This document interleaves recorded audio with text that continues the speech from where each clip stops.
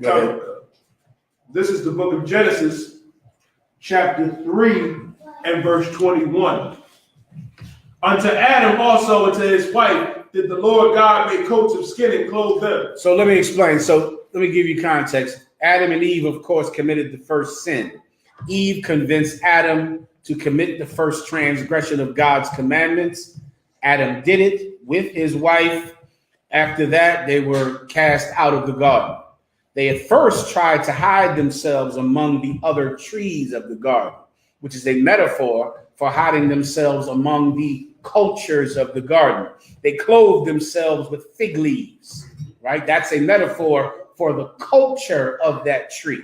Right. The tree is the family trees of the many nations and races that were round about the garden. Right. They took a leaf from that tree and covered themselves with it. That's a metaphor for taking another man's culture and dressing yourself in it.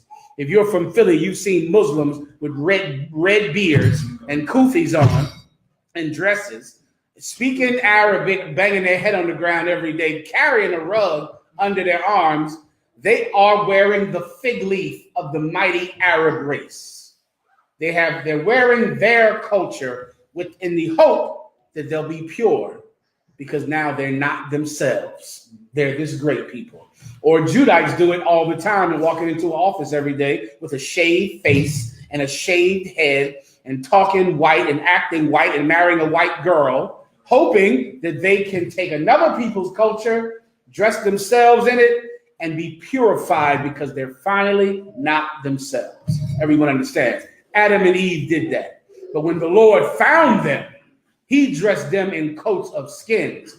He took off that culture and dressed them in a coat of skin, animal skin, which is whose culture? Our culture. I know you were going to answer it right. That's our culture. That's sheepskin. That's leather. That's our culture. What does that mean? Meaning that's a metaphor for behaving like yourself. And that's what you see in the UPK. You see Black and Hispanic men behaving like themselves, behaving the way we would behave, unmolested by the other nations, untouched, unharmed by the other nations, dressing how we would dress, talking how we would talk, behaving how we would behave, if not for trying to mix in with them. So the Lord gave them their culture to put on. Keep going. Yediah. Verse 22. And the Lord God said, behold, the man has become as one of us. And the Lord God said, behold, the man has become as one of what?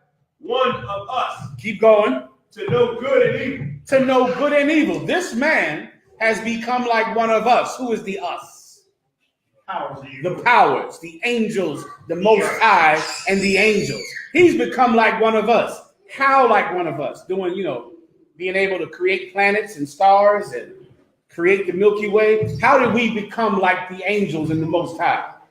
They knew what happened when you were good and the punishment for you. The people knew the goodness of obeying God and the punishment for not obeying God, which before this we did not know. We did not know. All we knew is that God said to do it. That's all we knew. All we knew was God said to do it, and we did it. Now we know it's good if God says to do it. It's bad if he does not. When before that, we weren't like that. We just knew, oh, he said, eat this. I'm eating that. He said, don't eat that. I don't eat that. We just did what he told us to do. But now we have something that we didn't have before. I'm trying not to give you the answer. We had the knowledge of good and evil. So because we have the knowledge of good and evil, what did the Most High do?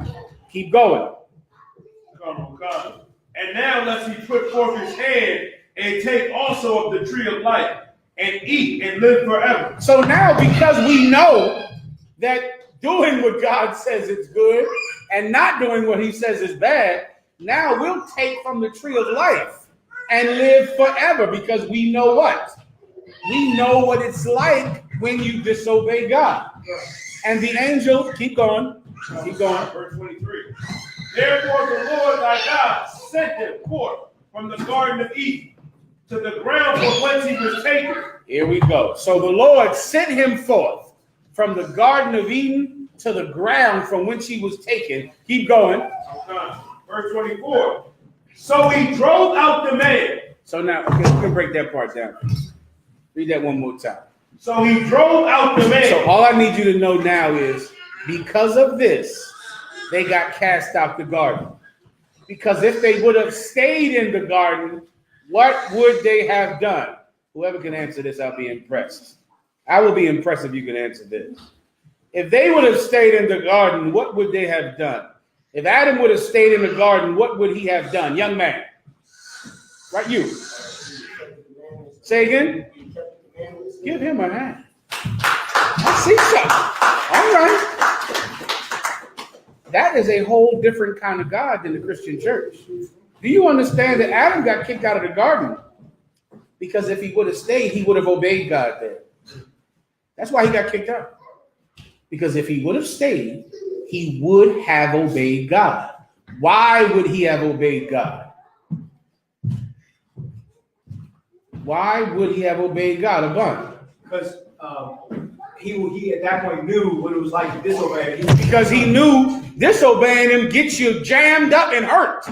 So if he was left in the garden, he would have obeyed God. That's why Adam got kicked out of the garden. Because if he stayed in that place, he would have obeyed God. Keep going.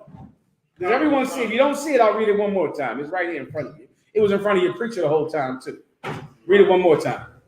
And now lest he put forth his hand and take also of the tree of life and eat and live forever.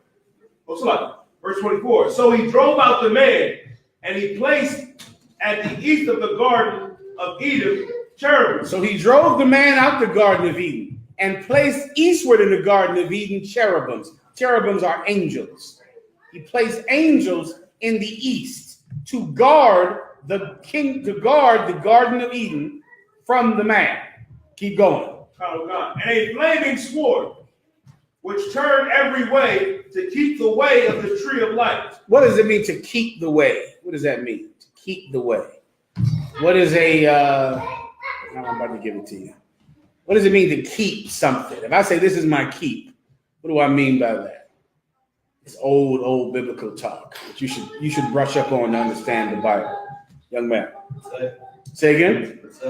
Give him a hand. That's exactly what it means. To keep, your keep is the thing you protect. The place that you protect. That's your keep, right? That's the old word would be keep or to watch. To watch would be the same word, sis. When Cain was talking about watching over his brother the way a sheep herder would watch over sheep. Meaning the Lord said, where is your brother? And Cain sarcastically and arrogantly said to the Lord, am I my brother's keeper? Meaning, do I watch over my brother like my brother watches sheep? Cain had a fresh mouth, and he was evil for saying that. He was being sarcastic. His brother's keeper is like a zookeeper. A zookeeper is someone that watches all the animals, make sure they eat, make sure they don't kill each other. And he's saying, am I my brother's keeper? And it was a sarcastic and smart mouth thing to say to the Most High. That's why he said it. You understand, right? Brother. So Adam was kicked out of the garden because if he stayed, he would obey the commandments. So by being kicked out of the garden, why wouldn't he obey outside of the garden? He might, but he might not. And the only people that get the kingdom are the people that can resist temptation now. You understand? This is what Adam did for all of us. In the garden, it would have been extremely easy to keep God's commandments because we would have been in our own land with our own farms and industries and everything wonderfully given to us. Would we have obeyed God there? You see the problem, right? Right? We would have most definitely obeyed God in a land completely set up to reward you for obeying God. The Lord wasn't letting that kind of man get the kingdom. No. Now you're going to earn it. I'm kicking you out for you to fight your way back in. That's the God of the Bible. Not the God of the church. That's a whole different God. This God looks at you and says, I set you up in the perfect place for you to obey me. I told you what to do, but you didn't do it. Then you disobeyed me and I punished you. Now you damn sure will obey me now and live in my wonderful mansion that I have for you. Now, get out and go from the ground from which you came. What does that mean? What was the ground that Adam was taken from? Young man right here. Get back in the dirt where I found you and fight your way back in this house. That's our Father. And that's why Christ called him the Father, to make you get him. The Lord is someone that you really have to understand how he thinks. And if you could understand a strict and loving Father, that's the Most High. He doesn't, now that I know you sinned, you broke my rules, and now you like, Dad, I see I was wrong now, Dad. The water for teaching me, I get it. Now I'll be in my room on my video games. If you need anything, tell Mom to bring my dinner upstairs. I know I was wrong. For water for that chastisement. Mom, could you bring my lunch? I'll have it in the video game room. Yeah, I know you'll obey me here. Yeah, I get it. With your mother here feeding you and your father here paying all the goddamn bills, I'm sure you will obey me now. But let me see what's in you. Let me see what kind of man. I'm kicking you out the house. Now you go out in the dirt and claw and fight your way back in this house. Now when you come back now, a man who now will obey me when you don't have to. You'll obey me when everything is telling you not to. That's the son a father will accept. But what father wants a punk that obeys him for a place to live and a warm bed? You understand? Keep going. Come on, sir. Read it for him again, because I know no one understands what the hell I'm saying. As usual. Right? So I'll read it one more time slowly, because you have to really break Christianity to get what's right in front of you, and you can read it for yourself, and there would be no other breakdown you could come up with but the one I just said. There would be no other one. Go ahead and read it. Come. So he drove out the man, and he placed at the east of the Garden of Eden cherubims, and a flaming sword, which turned every way to keep the way of the tree of life. Turned every way, meaning there's no way you can approach this place and get in. He's keeping you out. You're going to have to fight your way back in. You can't sneak in. The Israelites that went back to Dimona, Africa in the 60s, that was a cowardly way to sneak back in the garden. Everyone tries it. Some brothers from Chicago, maybe, they try to go sneaking and go back in the garden. The GOCC, they try to get a passport and sneak their way back in the Garden of Eden. That place is being guarded so that sodomites and thieves and liars like you can't get in this place anymore. It's being protected on every side. Keep going. Now go up above it and read it one more time. From the time he caught them and put skins on them. This is the book of Genesis, chapter 3 and verse 21. Unto Adam also and to his wife did the Lord God make coats of skin and clothe them. And the Lord God said, behold, the man has become one of us, to know good and evil. So the Lord goes to the angels and goes, this man knows good and evil now, just like us. He gets it. He sinned, I punished him. Now what? Now he'll never sin again. Why would he? I have trees here with every fruit that he wants. The ground and the fish and the streams and the land bountiful. Everything he wants is right here. But now he's just like us. He knows what it is to be evil when he didn't know before. But now he does know. Keep going. And now lest he put forth his hand and take also of the tree of life and eat and live forever. Now, if I leave him in the garden, he will stay here and live forever. What is live forever talking about? You can get this, brother. What does it mean to live? If I don't kick him out the garden, he will live forever. Young man. You walking down the road to it. Think about the father Think about that. If I don't kick him out, he will eat from the tree of life, which is God's commandments. He will learn my commandments and live forever. And God doesn't want that. What does it mean to live forever? Young man, he won't sin again. And because he doesn't sin again, he will live forever. And God doesn't want that. You have it? Think the Father. It's all right, young man. You will sincerely worship the Most High. Give him a goddamn hand. That is impressive. This brother comes to class. Who in the hell is this in here? You must be in every class. Like any good father, he knows that if I leave you in my house, yeah, you'll keep the rules. And you'll be the evilest nigger alive keeping the rules in this house. You understand? You'll never get punished if I don't kick you out, because I will provide everything for you. There are so many of us that don't steal because they're rich. Do you understand? Because they have everything. So since they have everything, we look at them like, boy, they never get locked up. They never go to jail. Yeah, I know they don't, because they're born with having everything they want.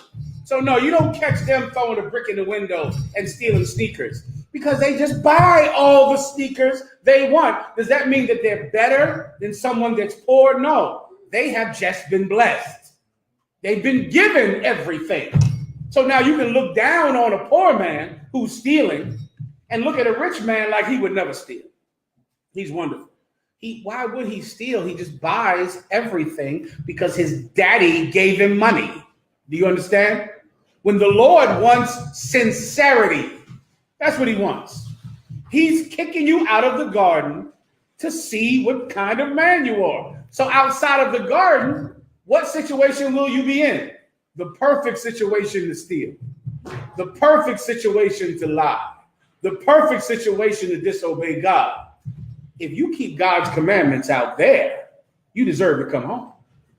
Does everyone understand? Like any good father. Like any good father. He wants to see if it's real or not. Are you obeying me because I provide everything for you in the garden? Or are you obeying me because you could have disobeyed me? You know right from wrong, and you're in a land where everybody does the wrong thing, and you still didn't do it. Welcome home. Come back home now. Everyone understands. If you want to look for the perfect scenario, where would you look? In the New Testament, Jediah. Give him a hand. I just broke down. What I just broke down is the prodigal son. Him leaving home was the best thing that could have ever happened to him. Because outside of his daddy's house, he ate out of a pig's trough. And as he was eating, he said, the servants in my father's house eat better than this. I'm going home with my face down. His father said, come in, my son. He put a ring on his finger and prepared a feast for him. And when his older brother said, Dad, I never left. You never made a feast for me and my friends. He said, son, I love you and you are always with me. But thy brother was dead and now he is alive. That's our father.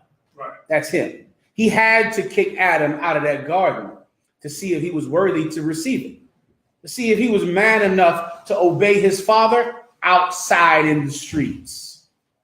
Here we are to this day, trying to fight our way back in.